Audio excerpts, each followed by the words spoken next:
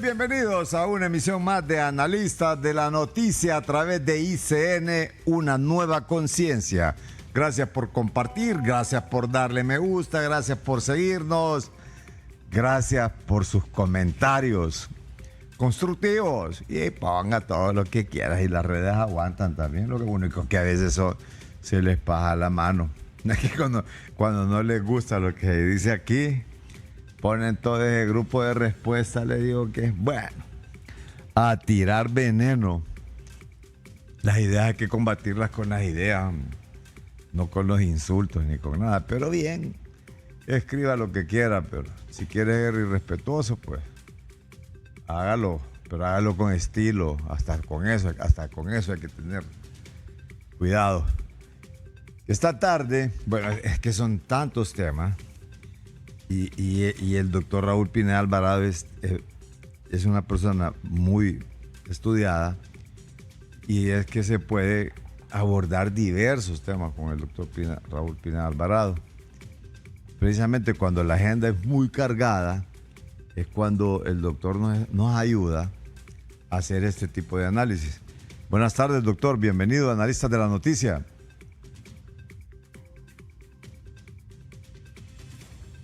Creo que tenemos problemas con el audio ahí. Con el audio. Ahí se escucha bien, doctor. Perfecto, le decía que es un honor y un placer tener la oportunidad de saludarlo. Gracias, igualmente. Doctor, fíjese que hay varios temas en el tintero que son temas de país, otros que nos imponen algunas agendas por ahí y que son temas que caemos como prensa, caemos en esa narrativa, en lo que los grupos de poder, como se llaman ellos, pero no los grupos políticos los que ponen muchas veces la agenda y que son los que critican a los grupos de poder económicos, y el grupo político, como que si no fuera grupo de poder, se abstrae de todo esto y piensa que no son grupos de poder. Ese grupo de poder político es el grupo económico es el que lo mantiene dentro del poder mismo. Doctor, ha dicho el embajador Laura Dou que ese tratado de extradición debe continuar, que es bien importante, pero ¿usted cree que la visita que realizó la ministra de Defensa junto al jefe del Estado Mayor Conjunto, que luego vinieron y más bien hicieron un discurso político, cree que ha tenido algún efecto? Ya vamos a escuchar a Laura Dou sobre qué fue lo que dijo sobre esto, pero deme antes su opinión en relación a esto, doctor. Yo siempre he sostenido que este no es un gobierno de izquierda. Este es un gobierno de burgueses rurales que disfrutan de las comodidades y de las prerrogativas que da el acceder al poder.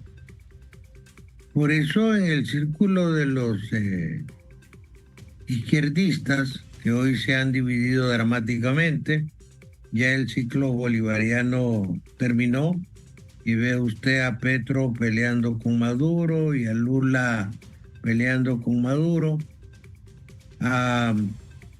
Se da algo así como una comedia que a veces motiva por lo menos a una sonrisa. Somos un gobierno antiimperialista, antinorteamericano, pero solo suenan los dedos. Los señores del Comando Sur y el máximo jerarca operativo de las Fuerzas Armadas y la ministra de Defensa se olvidan de su discurso radical y corren a tratar el tema que interesa a los norteamericanos, que es el tema de la extradición. Yo sostengo que el tratado va a seguir vigente por dos razones. Una, porque legalmente es un tratado aprobado por el Congreso que no puede denunciar al Ejecutivo si no cuenta con la aprobación del Congreso. Segundo, porque hay otras convenciones que cambian los plazos de la vigencia del tratado. No se denuncia un tratado y sus efectos son inmediatos. Y finalmente, porque somos un país muy pobre, un país que le vende a Estados Unidos 1.000 millones al año y le compra 4.000. ¿Qué clase de economía puede funcionar con esquemas de esa naturaleza? Yo tengo entendido que la extradición va a continuar. Si no continúa, eso no quiere decir que cuando tengan interés los norteamericanos no se van a llevar a una persona que quieran juzgar en su país. Recuerde el caso de Ramón Mata, recuerde el caso de Noriega, donde se invadió un país para llevarse una persona y por lo menos hubo 3.000 muertos en ese proceso. Entonces, esto no es serio. Yo creo que parte del deterioro de la imagen del gobierno tiene que ver con eso. Cómo es que somos antiimperialistas, cómo es que somos una sociedad que está refundándose y que busca la verdadera soberanía, pero ni siquiera vienen los funcionarios del Comando Sur a tratar esos temas de Honduras, sino que nos llevan allá y nosotros vamos raudamente a escuchar los lineamientos de la que todavía es la principal potencia económica y militar del mundo, aunque no sabemos si después del 24 de este mes de octubre lo va a seguir siendo, motivada por esa reunión del BRICS, donde Rusia, Egipto, la India y China van a unirse para crear una nueva moneda, para cambiar el modelo de reservas monetarias y una serie de cosas que va a debilitar profundamente el dólar y que nos va a afectar a nosotros también en el tema de las remesas.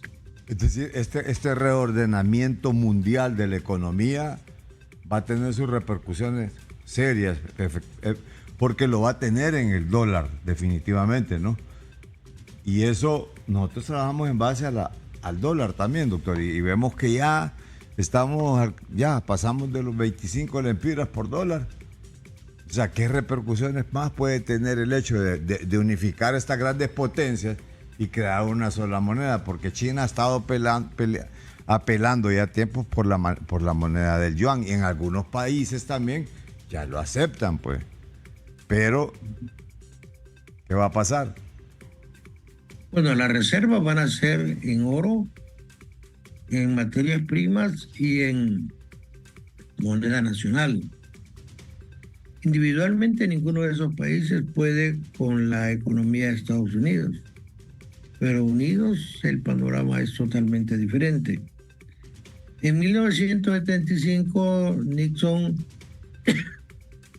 ante el pedido del gobierno francés que le dieran sus reservas en oro, decidió que las reservas iban a ser en dólares y no devolvió el oro a los franceses. Eso ha determinado que la estabilidad monetaria del hemisferio occidental orbita alrededor de la estabilidad del dólar. Los norteamericanos empezaron a generar una sobreoferta de dólares, imprimiendo más dólares de los que podía soportar y emitir con sostenibilidad su economía, y hoy tienen problemas donde usted está viendo los fracasos como Enron y una serie de problemas difíciles de entender, pero que para Honduras temas como ese deberían ser objeto de debate no solamente en los foros económicos, sino que también en los medios de comunicación, para que la gente se vaya preparando para fenómenos que pudieran darse, como el desabastecimiento como la carestía de dólares. Hoy usted, para conseguir dólares, tiene mucha dificultad. Y también recordemos que estas son formas de sanción, formas de castigo que imponen los Estados Unidos, que son el Fondo Monetario, que son el BID, que son el Banco Mundial. Son organismos de fachada del gobierno de Estados Unidos para castigar a países que se desvían de la línea política del gobierno americano. ¿Qué sucede? Hoy Honduras, que es un país pobre, aquí no hay litio, aquí no hay petróleo, aquí no hay grandes reservas minerales. Somos un país que orbita alrededor de la economía de Estados Unidos, y si allá les va mal, a nosotros nos va a ir peor. Sí, doctor. Esos sí, doctor, y esto. temas, Sí, termina con la idea. esos temas deberían ser los temas del gran debate nacional en los foros, en lugar de estar debatiendo el tema de un juicio de un exalcalde, o temas que realmente no le van a generar mucho provecho a la nación. Hoy la ministra de Defensa y candidata de Libre estaba inaugurando una carretera, lo cual no me parece correcto. ¿Por qué? Porque está participando con ventaja y porque está buscando el poder desde el poder mismo. Y porque cuando usted tiene 440.000 millones de empiras de presupuesto, pues algo tendrá que hacer. Pues yo creo que no se trata de echar las campanas al vuelo porque se hizo una escuela o un centro de salud, y por sobre todo vivir aferrado a ese síndrome del golpe de Estado que sirve para justificar todo. El gobierno no funciona bien por el golpe de Estado.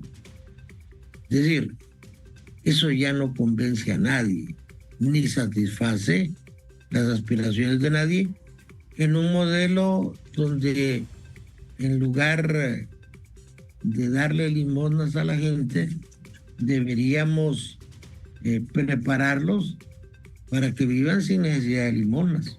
Sí, fíjese que me gustaría que escuchara al embajador Adou, que es lo que ha dicho hoy. Veamos. No, yo creo que extradición es algo sumamente importante para los dos países. Puede mejorar la seguridad aquí en Honduras. No queremos tener una condición donde los criminales piensen que pueden hacer lo que quieren sin miedo a ser extraditados a los Estados Unidos. Estamos trabajando muy de cerca con el gobierno aquí. También yo quiero felicitar al gobierno por un acuerdo que ellos han llegado con el Fondo Monetario. No fue algo fácil hacer esa negociación, pero es algo muy importante para la economía de Honduras. ¿Usted cree que se va a revertir esto, doctor, de lo de la extradición? Pues la veo muy insistente a ella con esto, y luego de aquella visita que hizo usted. ¿Sí? Estoy totalmente convencido desde antes de la reunión que ahí haber por lo menos una negociación temporal, que se van a llevar muchas personas importantes en este país, que no le quepa a usted la más mínima duda. Ellos lo van a hacer porque somos un país modesto, somos un país pequeño, que no ha querido entender que los pobres no deben ser utilizados como una mayoría manipulada para que una minoría disfrute de prerrogativas y privilegios. Yo le repito, la mejor ayuda para los pobres no es darle limosna, sino procurar que puedan vivir sin acceso a la limosna. Esto lo dijo Benjamin Franklin en su momento. Yo creo que se impone un gran diálogo nacional.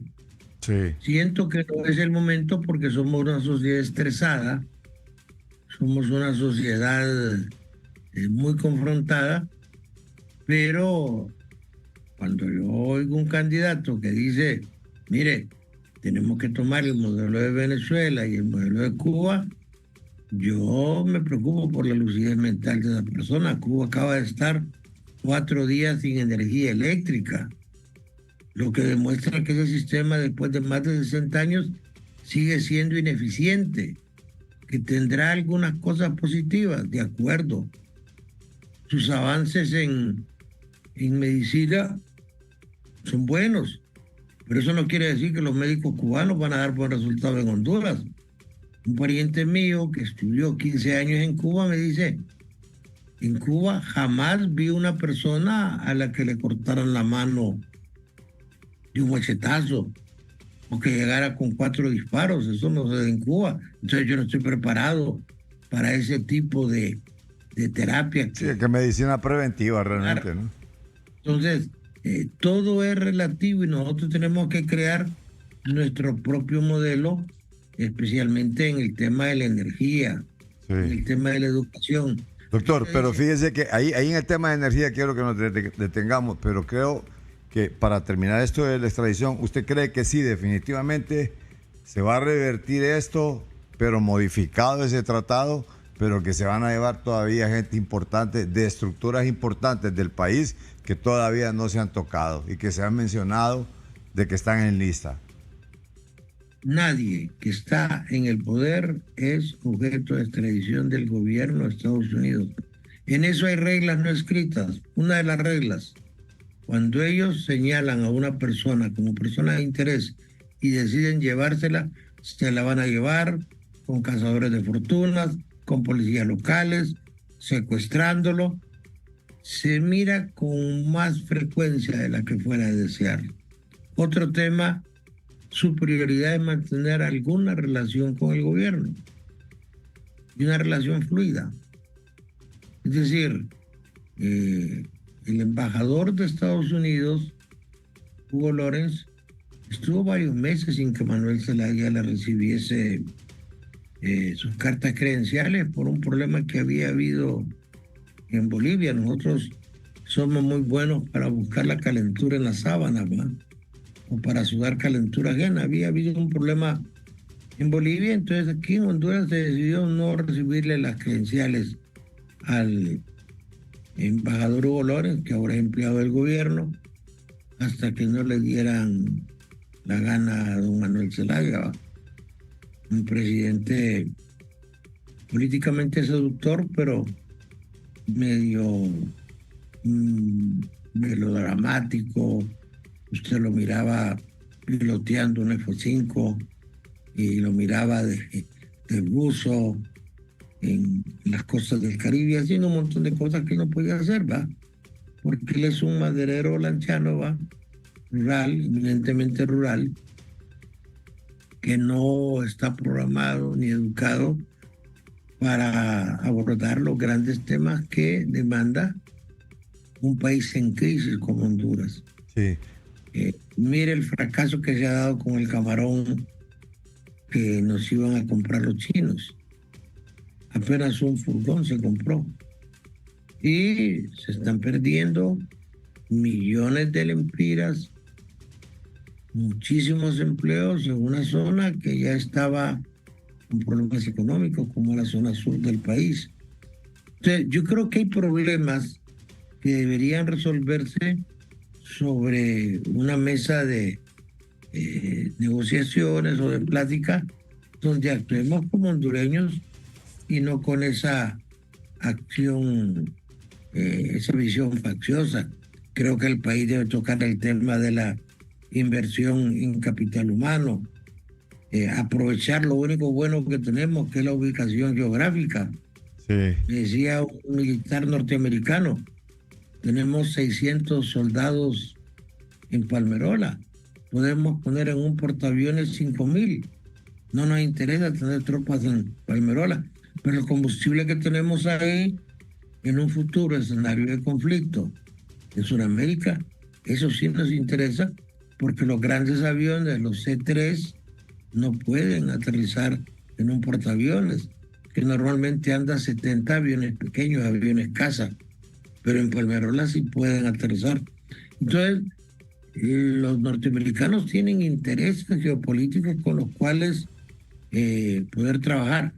definir una política proactiva en el sector agrícola, estimular la competitividad en la pequeña y en la mediana industria, que es la que da más trabajo. Ver cómo trabajamos ese tema que ya hemos abandonado, el tema del canal seco, que supuestamente iba a hacer competencia con el canal de Panamá. Dejar de abordar tan mediáticamente ese tema de la inversión extranjera, porque la gente que tiene dinero tiene temor a la inseguridad jurídica y a la inseguridad material. Sí. Darle en forma a una jornada nacional anticorrupción y no estar aferrado al pasado, tratando de inoculizar a la oposición política a través del terror penal. Cuando uno mira la barba de su... Doctor, pero los norteamericanos tienen un interés geopolítico también en la zona, pero también estos tratados de libre comercio con China, ¿qué beneficios nos han dejado cuando ya se ha dicho que se le está entregando todos los proyectos hidroeléctricos a China? O sea, no solamente eso, sino que se le ha entregado, como quien dice, cualquier cantidad de concesiones, y que, es más, está lo del camarón, que lo del camarón hay quejas serias sobre el camarón mismo, porque yo escuchaba a uno de los productores de camarón decir que habían más de 400 millones de libras que no las habían podido exportar y que solamente un contenedor le habían tomado. O sea, ¿qué es ese coqueteo por un lado?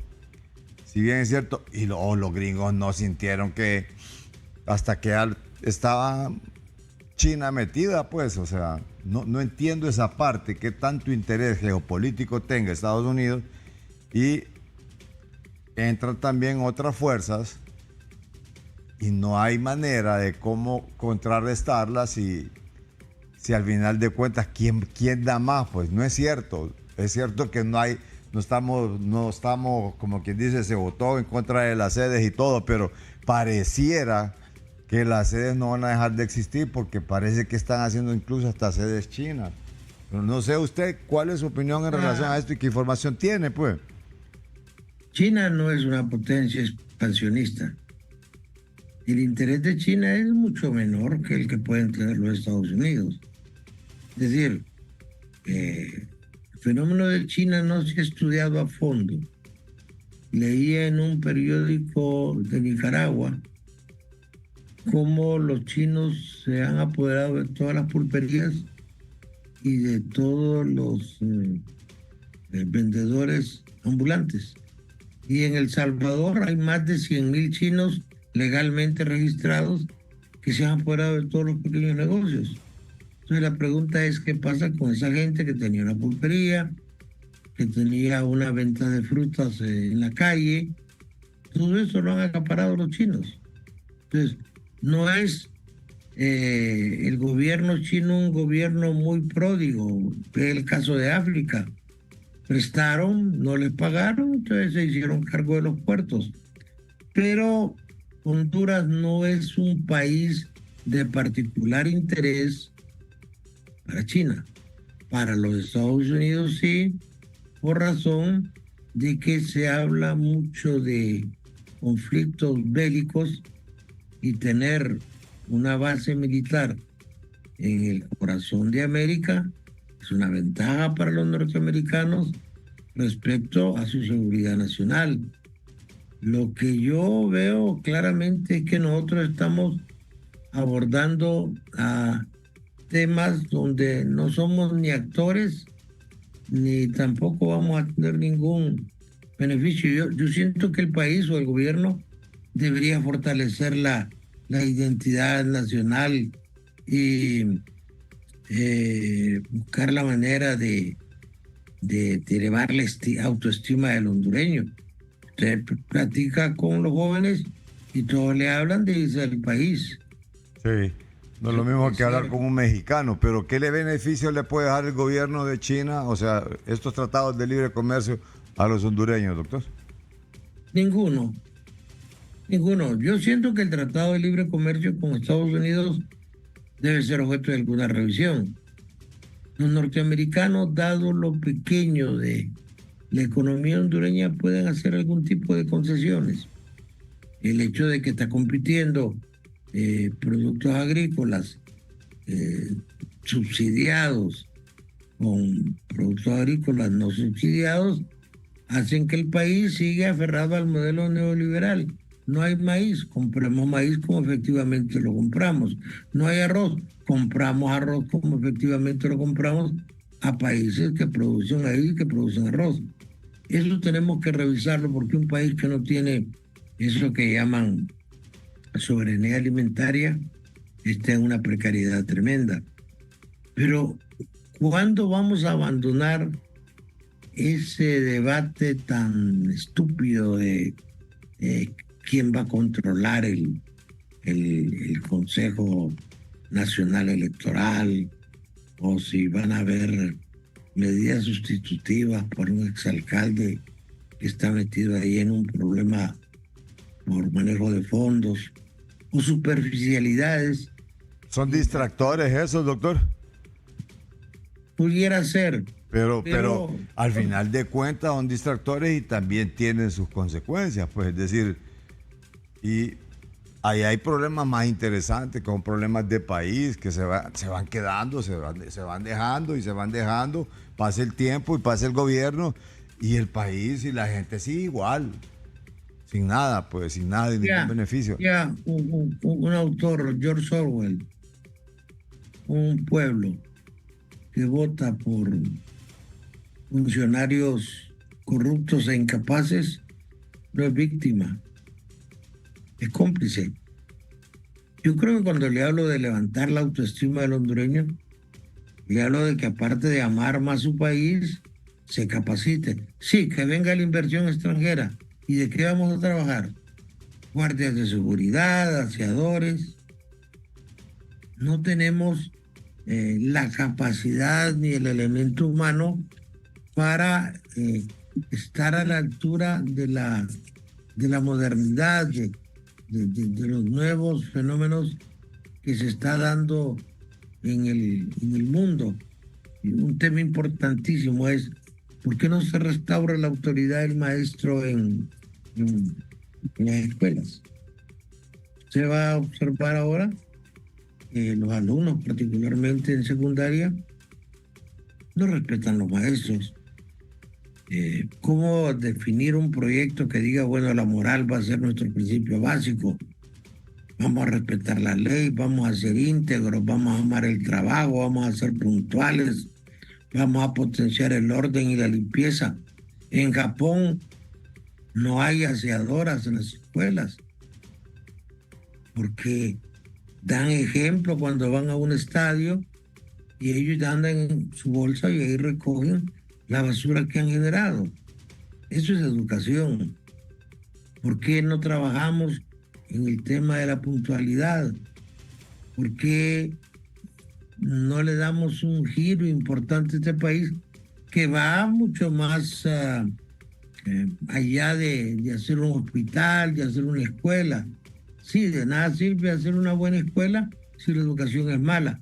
¿Qué le costaría al gobierno hacer un arreglo con los alemanes, o con los suizos, o con los mismos chinos y crear un instituto técnico de primer nivel que le permita a usted generar hondureños que entren al mundo de la digitalización? Es para donde vamos, pero mientras nosotros no nos formemos adecuadamente, vamos a seguir siendo aseadores, vigilantes, porteros, como somos en Estados Unidos. Entonces, la educación, pero desde el gobierno, con el liderazgo del gobierno, debería sustituir toda esa palabrería que se da en los 14 programas de debate que hay. Las mañanas. Sí, en la mañana, eso es terrible. Sí. Fíjense que en Guatemala solo hay uno. El Salvador no tiene. Aquí tenemos 14 para estar. Me resulta a veces lleno de pesimismo cuando recuerdo esa frase que dice, el hombre sabio habla cuando tiene algo que decir. El tonto habla porque tiene que decir algo. La mayor parte de los que van a esos programas no tienen nada que decir, sino que vamos a expresar una ah, manifestación retórica de cómo queremos que sean las cosas, pero no decimos qué vamos a aportar nosotros. Igual que el debate del golpe de Estado. Y hace poco, 21 de octubre, se celebró un golpe de Estado. Hay una colonia que se llama 21 de octubre. Ese golpe de Estado era bueno. Se quebrantó la ley sacando al presidente Julio Lozano Díaz. Y el golpe contra Zelaya, donde se dejó la constitución vigente, un golpe de Estado lo primero que hace es derogar la constitución. Se dejó la corte, se dejó el Congreso.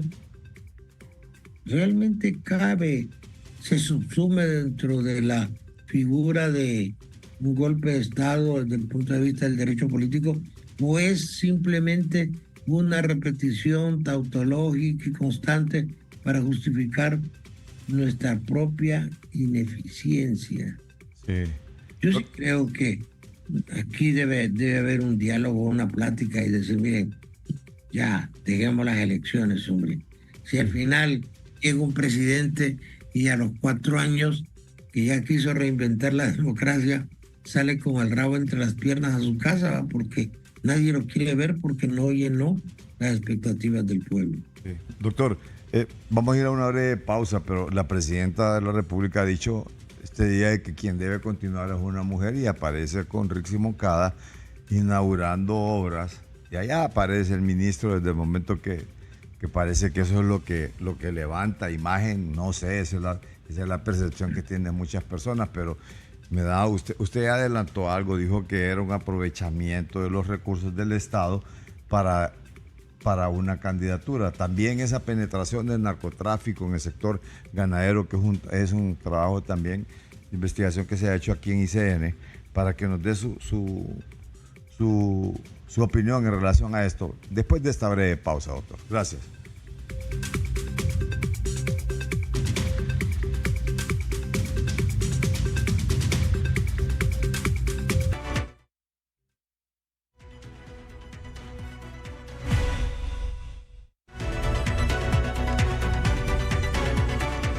Congratulo que me invite hoy a compartir con la gente del Paraíso, con la gente de Olancho, la construcción de la primera obra que se ordenó, 60 kilómetros de concreto hidráulico al pie del hermosísimo y rico río Guayambre.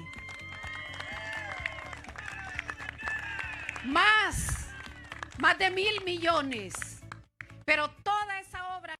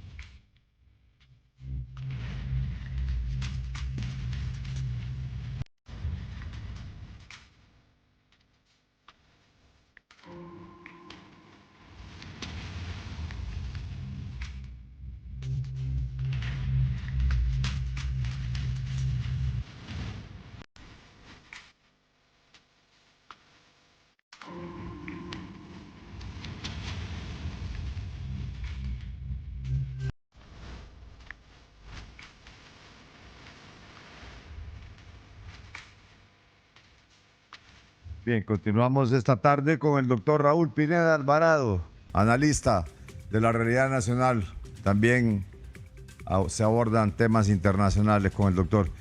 Doctor, ¿qué posibilidades reales cuando ya aparece la presidenta de la República diciendo que, y le recomienda también a la candidata Rixi Moncada que hay que preguntarle, hay que consultarle al pueblo? Realmente ella ha hecho algunas consultas al pueblo, mi pregunta es esa. Pero veámosla porque sí ya se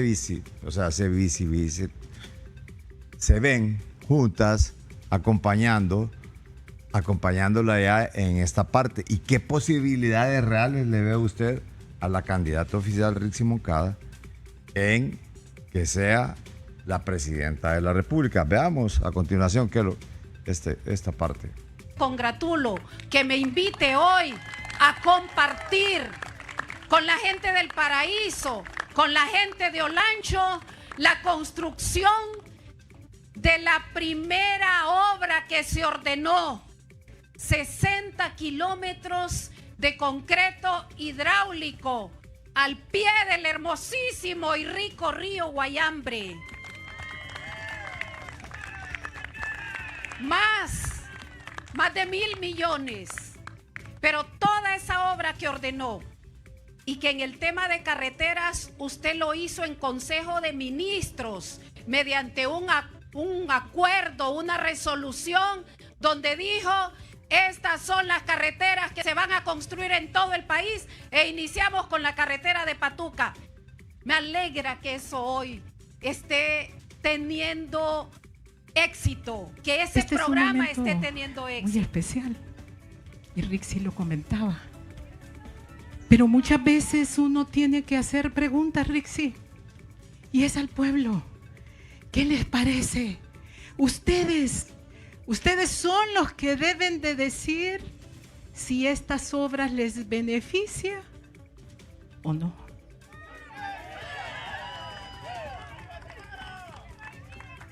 A mí me tocó recorrer, no mucho, Rixi, yo sé que tú vienes de Tegucigalpa y recorres mucho acá. ¿Qué? 15 kilómetros. Bien. ¿Qué piensa, doctor? Mire, yo creo que en Libre se siguen cometiendo muchos errores en función de que no tienen una visión ecuménica de lo que es Honduras. En primer lugar, creo que se cometió un error al no abrir los espacios de participación en Libre y a través de un dedazo señalar a la abogada Moncada como candidato oficial o candidata oficialista. Esto genera resentimientos. Se resintió Cali, se va a resentir mi amigo Russell Tomé. Pero a lo interno de Libre, se lo digo desde la óptica que nosotros hacemos investigación de campo para algunas empresas, Libre anda con Rixi Moncada con un 78% de aceptación dentro de Libre, y la sigue Russell Tomé tal vez con un 10 o un poquito más de aceptación. Es decir, es lo que sucede en el escenario actual. ¿Y eso qué significa en votos, doctor, para ambos partidos, para ambos candidatos? Es difícil decirle porque no sabemos cuál es la masa crítica real de Libre. Libre anduvo en una primaria con 400,000 votos y luego en la alianza pasó a 1.700.000. Y en esto uno debe ser muy, muy serio. Sí, la candidata con más masa crítica de Libre es Moncada, seguro que ella. Yo creo que Libre debió haber lanzado dentro de un proceso de transición a un candidato que no genere temor, un candidato que no sea muy radical, muy ortodoxo, y me parece que tienen gente como Hugo Noé Pino, que es un buen técnico, y un hombre que no representa una amenaza para la oposición, que también tiene poder. Luego, sí me parece totalmente inadecuado, incorrecto, a ver a una presidenta con un grupo muy, pero muy reducido de personas en un escenario donde la gente ya no está votando por un candidato, sino que está votando contra un gobierno. Así están llegando los últimos gobiernos en Latinoamérica, cansadas de gobiernos que no satisfacen sus aspiraciones y con el afán de probar algo nuevo. Si esa es la ruta, Libre tiene problemas, porque la imagen del gobierno ya no la van a poder mejorar. 3 años han sido suficientes para demostrar lo que pueden hacer, y estos se quedaron colgados con el discurso barato del golpe de Estado y todo lo que pasa aquí, desde las inundaciones hasta la caída del empira frente al dólar por el golpe de Estado. La gente está muy mal, y eso se refleja en el fenómeno migratorio y en el aumento de la población, de la delincuencia. Bajo ese esquema, asociarse con el gobierno nunca ha sido buen negocio. Y cuando usted saca a la abogada Moncada y la pone a competir con Jorge Cálix y con Salvador Narrala, queda muy, pero muy, muy atrás. Reitero, eso es lo que pasa ahora. No sabemos qué va a pasar dentro de un año. Entonces, sí están manejando muy, pero muy mal su campaña, y desde el punto de vista ético, no luce bien que una persona que está inhabilitada constitucionalmente para ser candidata porque es secretaria de Estado esté como secretaria de Defensa, como aspirante en Libre para un cargo que hoy no puede aspirar por prohibición constitucional, y que aparte de eso se valga del poder y de su relación con la familia Zelaya para competir con ventaja. Esto no es ético. Si eso van a hacer al interior del Libre, que no podrán hacer frente a sus opositores con ese discurso de resentimiento, de frustración y de odio, que no es bien visto por la mayor parte del electorado. Entonces sí creo que Libre está haciendo muy, muy malas cosas.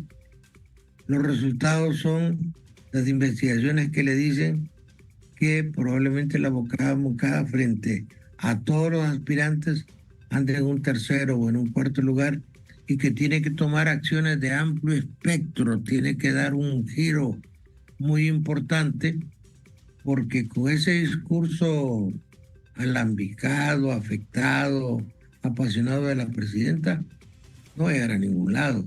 Si el gobierno, más bien, y no hablo de este gobierno, todos los gobiernos latinoamericanos son un lastre para el candidato del partido de gobierno. ¿Por qué? Porque la gente ya no está votando como debería votar, por propuestas, por programas. La gente tampoco está votando por candidatos, está votando contra el sistema, está utilizando el voto de castigo y el afán de probar algo nuevo. Por eso, si las elecciones son limpias y la situación se mantiene, muy, muy pocas posibilidades de ganar una elección le corresponden a Libre, y en situaciones que yo a veces siento que a la dirigencia del Partido Nacional, cuando estaban repartiendo la inteligencia, pues llegaron tarde, pero a ellos no les queda más ruta que aliarse con el Partido Liberal. Y eso les puede garantizar una negociación decorosa, una negociación ventajosa y un triunfo electoral. Si no lo hacen, los riesgos se van a mantener, porque Libre también tiene sus ventajas: una buena organización, la coacción, el terror penal, la persecución o como la quieran llamar, que va a ser utilizada bajo ese modelo filosófico de don Juan Orlando Hernández, que dijo, voy a hacer lo que tenga que hacer. Sí. Entonces, él mira el panorama. En el panorama actual, ¿qué es lo que va a encontrar usted? Pues simple y sencillamente que la gente se va a ir frustrando cada vez más y esto va a terminar de repente en actos de violencia que no son deseables para nadie y en una contaminación de las instituciones que tampoco le convienen a la institucionalidad democrática. Hay mucho terreno que caminar todavía. Las Fuerzas Armadas se desprestigiaron por la conducta del jefe del Estado Mayor. La Fiscalía está en un proceso de descrédito. El Poder Judicial se va a desacreditar. Entonces, ¿por qué causar tanto daño simplemente por una presidencia de la República que a duras penas dura 4 años? Pero ¿se hace a propósito esto, doctor? ¿Lleva algún fin o es que realmente no funciona la manera de gobernar? O no sé, o sea, no es, esa es la pregunta. No, Pues. esto lleva un fin. Desde el punto de vista de la estrategia electoral lleva un fin, ¿verdad? Y el fin es debilitar la oposición.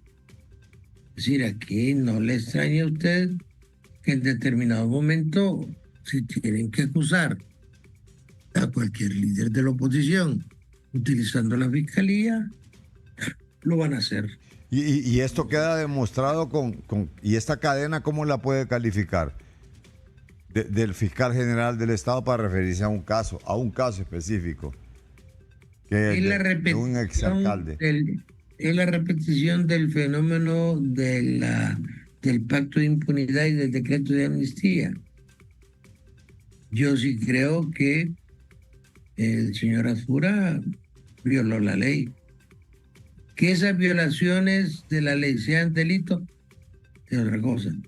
Tendrá que debatirse en el juzgado. Pero él está con todo en contra. ¿Por qué? Porque ya la fiscalía se involucró, seguramente por instrucciones precisas del poder. El Poder Judicial va a estar en contra de él.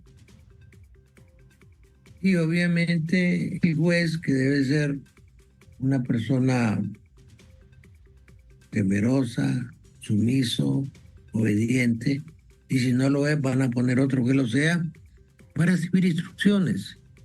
Entonces, ¿qué se pretende? Inocuizar al señor Azura, que tampoco tenía grandes posibilidades de ganar. Doctor, ¿cree usted que esta cadena marca una escalada contra la oposición política, que luego viene de repente alguien del Partido Liberal, que vienen más nacionalistas, que viene alguien del PSH anteriormente, hoy Salvador de Honduras? Este es un abuso sistemático. Si usted ve los canales del Estado, tanto Canal 8 como Canal 20, son canales de libre. Y esos son canales del Estado, son para dar a conocer cuestiones que atienden a todos los hondureños. Pero sin embargo, se han convertido en voceros con un grupo de periodistas de algún talento, pero que se han envilecido de una manera tremenda, haciendo proselitismo a favor de Libre. Entonces Libre está jugando con ventaja. Libre, Canal 8 y Canal 20 los usa para fortalecer sus tesis, para procurar asegurar un triunfo electoral del cual cada día se van alejando más. Nos guste o no, el manejo del Congreso de la República es un desastre y es responsabilidad de Libre, porque pusieron un incapaz a dirigir el Congreso, porque no tiene ningún liderazgo, ninguna base política que lo respalde. Bajo ese esquema hay que pensar en el país, no caer en el debate de quién es bueno, quién es malo, en ese maniqueísmo de este tiene la razón y este no, porque eso no le genera nada. Hay que ver para adelante, se maneja con el vidrio delantero, no con el retrovisor. Eso de que Libre juegue con ventaja, eso lo han hecho todos los gobiernos, doctor. O sea, todos los gobiernos actúan con ventaja siempre. El que esté actúa con ventaja frente a la oposición. Sí, pero dentro del mismo modelo. Un modelo que genera pobreza, pero que nos da libertad, aunque sea para morirnos de hambre. Pero esto que quieren poner en Honduras es otra cosa. Es más, muchas decisiones ya no se están tomando por el gobierno de Honduras. Se están tomando por cubanos y por venezolanos. Y si usted compara, son gobiernos que atropellan a quien haya que atropellar. Es inconcebible que en Nicaragua haya curas presos, por ejemplo, si los curas, pues que yo sepa, no hacen daño en la forma que ameritaría un encarcelamiento o una empresa privada perseguida, porque la única empresa privada que puede prosperar es la de don Daniel Ortega y de su señora. Sí. O lo que pasa en Venezuela, que tiene un hombre intelectualmente muy, pero muy limitado, dirigiendo un país que se está muriendo de hambre, a pesar de ser uno de los países con mayores recursos naturales del mundo. Entonces, ya esa excusa estúpida de que el bloqueo, si el bloqueo con los norteamericanos, pero pueden negociar con Francia, con Alemania, con China. No, y eso no convence a nadie. En Honduras no queremos eso. ¿Cómo no? Y hay varias razones que juegan en contra del Libre. Primero, el estudio de la Universidad Vanderbilt le dice que es una sociedad conservadora al extremo. Aquí el Día de la Virgen de Suyapa, 2 millones de personas la reúnen fácilmente en la basílica. Sí. No tienen que gastar nada. Entonces, para Libre no va a ser fácil. Y para Honduras va a ser muy difícil si esta gente no cambia en esa visión estúpida de ser una minoría familiar que va a oprimir a una mayoría. ¿Cómo no? Doctor. ¿No es bueno? Sí. Sí, le agradezco mucho su tiempo. Para mí es un honor verlo y saludarlo fresco y primaveral. Yo creo que usted tiene un cuadro, es el que se va deteriorando y usted se va manteniendo siempre joven, ¿verdad? ¿De Dorian Gray? No, doctor. ¿Será eso? Muchas gracias. Sí, buenas tardes, que esté bien. El doctor Raúl Pineda Alvarado aquí en Analistas de la Noticia. Buenas tardes.